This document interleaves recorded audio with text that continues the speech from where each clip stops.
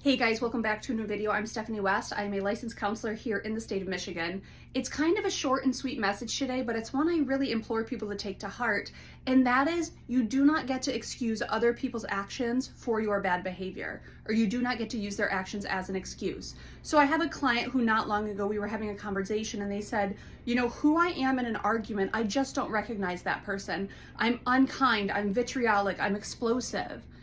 And I said, the one thing we've got to look at is you are that person. That's where you're at right now. Now, the good thing is you're saying you don't want to stay there. That's not who you want to be.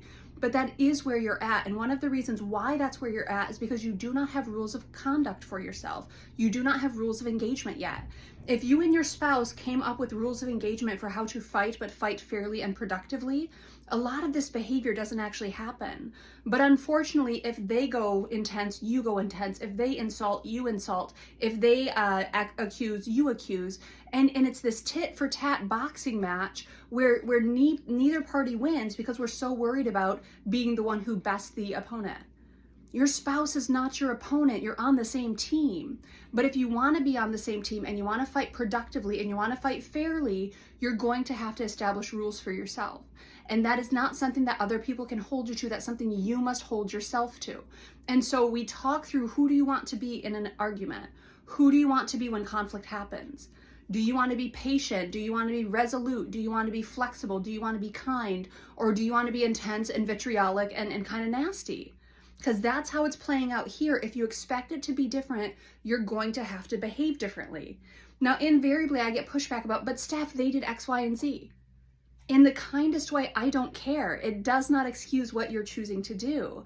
And that's the one piece we all have to wrestle out. Do other people get to determine what I choose to do or how I choose to behave or how I choose to show up? If other people get to influence that, or if other people get to outright determine that, friends, you're in for a rough ride. Because if I go into various dynamics of all different people and I'm treated all different ways and I have to decide who I am in each context and the rules are always changing, that's exhausting, it's fatiguing, it's untenable. We cannot sustain that. But if I know what my rules of conduct are for myself, regardless of the situation in which I engage, then I'm going to be much better equipped to be a part of many different dynamic situations and hold my composure and show up the way I want to show up. Am I going to do it perfectly 100% of the time? No, it's impossible. There will be times where I'm tired, I'm, overwhelmed, I'm exhausted, I'm just kind of cranky. That will happen. But if my rule for myself is when I show up that way, I go back and I apologize and I try to do better next time, like I actually try to change my behavior, I actually try to see what damage I'm causing, then I can grow and learn even as I get things wrong.